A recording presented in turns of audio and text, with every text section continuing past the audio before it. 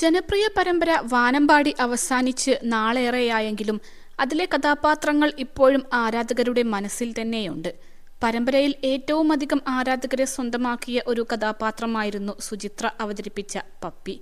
Negative കഥാപാത്രമായിരുന്നെങ്കിലും നിരവധി ആരാധകരെ സ്വന്തമാക്കിയാണ് സുചിത്ര പോയത്. വാനമ്പാടിക്കു ശേഷം തന്റെ പാഷനായ നൃത്തവുമായാണ് താരം മുന്നോട്ടു പോയത്.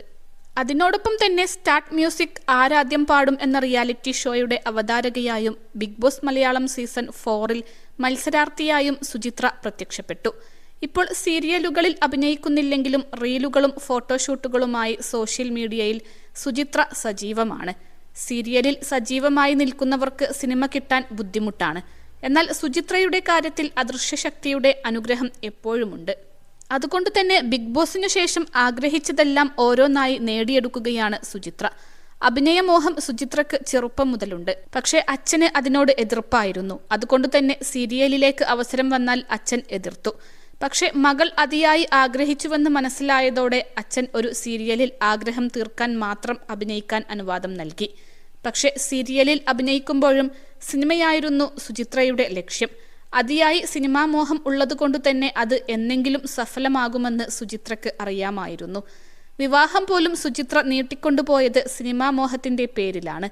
പ്രായം ഇത്രയായിട്ടും എന്താണ് വിവാഹം ചെയ്യാത്തതെന്ന് വീട്ടുകാരും ബന്ധുക്കളും നാട്ടുകാരും വരെ ചോദിച്ചപ്പോൾ ഒരു സിനിമയെങ്കിലും എന്ന തന്റെ സ്വപ്നം പൂർത്തീകരിച്ച ശേഷം മാത്രമേ വിവാഹം ഉണ്ടാവുകയുള്ളൂ എന്നായിരുന്നു സുചിത്ര അവർക്ക് നൽകിയ മറുപടി. +2 ഡിഗ്രി കഴിഞ്ഞവർക്ക് വേൾഡ്സ് ഫസ്റ്റ് AR/VR ക്ലാസ് റൂമിലൂടെ സ്മാർട്ട് ഫോൺ എഞ്ചിനീയർ ആവാം. കൂടുതൽ അറിയാൻ വിളിക്കൂ ബ്രിഡ്കോ ആൻഡ് ബ്രിഡ്കോ. ഇപ്പോഴിതാ സുചിത്ര ആ ആഗ്രഹം സാധിച്ചെടുത്തിരിക്കുകയാണ്. സിനിമയിലേക്കുള്ള തുടക്കം എല്ലാവർക്കും ഗംഭീരമായി കൊള്ളണമെന്നില്ല. അവിടെയും ഭാഗ്യം സുചിത്രക്കൊപ്പമാണ്. മലയാള സിനിമ ഏറ്റവും പ്രതീക്ഷയോടെ കാത്തിരിക്കുന്ന മലൈക്കോട്ടൈ വാലിബൻ എന്ന മോഹൻലാൽ ലിജോ ജോസ് പെല്ലിശ്ശേരി സിനിമയിൽ ഒരു നല്ല കഥാപാത്രം ചെയ്തുകൊണ്ടാണ് സുചിത്രയുടെ സിനിമ അരങ്ങേറ്റം. മലൈക്കോട്ടൈ വാലിബനിൽ സുചിത്രയും ഉണ്ടെന്ന വിവരം താരം നേരത്തെ അറിയിച്ചിരുന്നു.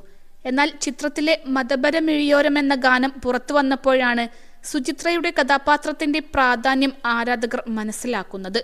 PS റഫീഖ് എഴുതിയ മതപരമിഴിയോരം എന്ന ഗാനം ആലപിച്ചിരിക്കുന്നത് പ്രീതി പിള്ളയാണ്. ലിറിക്കൽ വീഡിയോയിൽ മോഹൻലാലും സുചിത്രയും മാത്രമാണുള്ളത്. അതീവ സുന്ദരിയായാണ് ഗാനരംഗത്തിൽ സുചിത്ര പ്രത്യക്ഷപ്പെട്ടിരിക്കുന്നത്.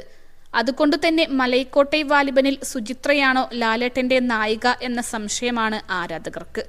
സുചിത്രയുടെ മലൈക്കോട്ടൈ വാലിബനിലെ ലുക്കും സോഷ്യൽ മീഡിയ ഏറ്റെടുത്തു കഴിഞ്ഞു.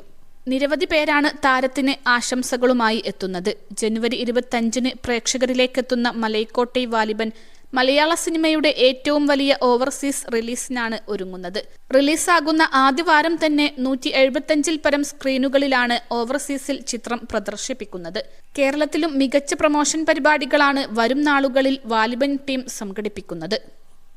21 ലക്ഷത്തോളം സന്തുഷ്ടരായ ഉപഭോക്താക്കളും 2 ലക്ഷത്തോളം തിമിര ശസ്ത്രക്രിയകളും പൂർത്തിയാക്കിയ മലബാറിലെ ഏക കണ്ണാശുപത്രി അൽ സലാമ ഹൈ ഹോസ്പിറ്റൽ റോഡ് പെരിന്തൽമണ്ണ.